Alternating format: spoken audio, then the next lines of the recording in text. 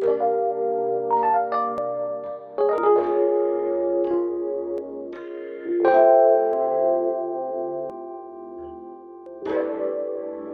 this wasn't one of my final weeks. I felt like I was standing still, and you know the cycle. Negative thoughts creep in, negative actions are gonna follow, and before you know it, you start moving backwards and feel like you're just undoing all of that progress that you made.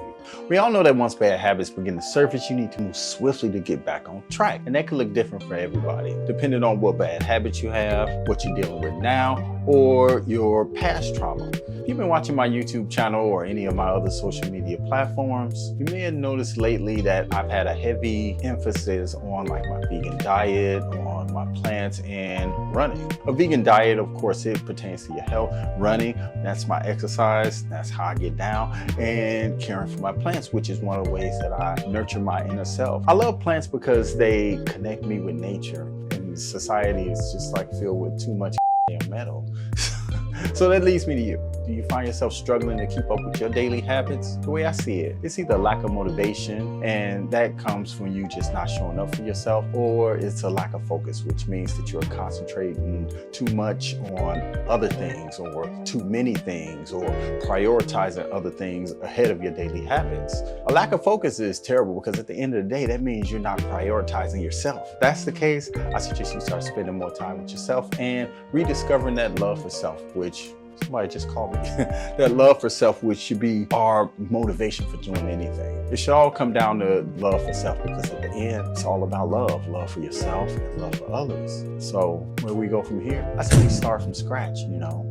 Identify what it is taking you away from your daily routine, and then figure out why you're allowing it so much of your time and so much of your energy. I don't know about you, but when I let myself down, it's like lingers deep down in my spirit. It affects me to the point where I feel like I'm outside of myself, watching myself fuck up. Just kind of ignoring that little voice in the back of your mind telling you not to go in that direction. Don't do this, don't do that, while still moving in that direction. I guess that means that that little voice is just much too quiet. Why? You done let yourself down before. And at that moment you're saying it's not as important as the thing, whatever it is. Sometimes it's just because you've been through so much that a little more pain is okay, right? My message is that it's not okay.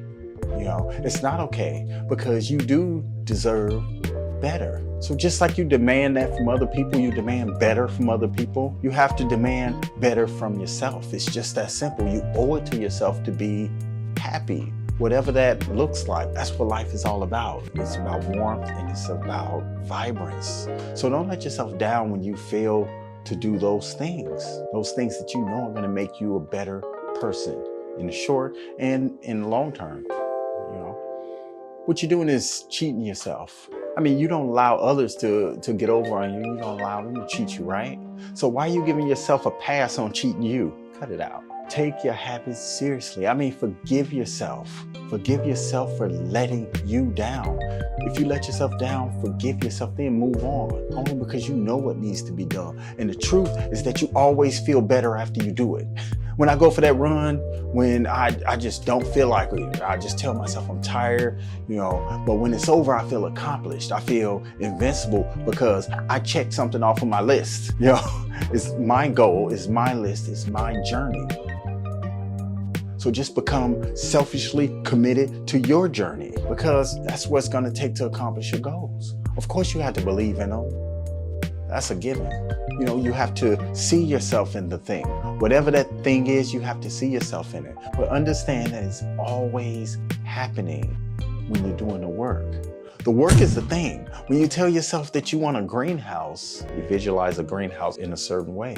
Perhaps it's this huge structure in your backyard. But what good is that greenhouse if it's empty? When you say, I want flowers and vegetables inside of my greenhouse, yeah, that sounds great too.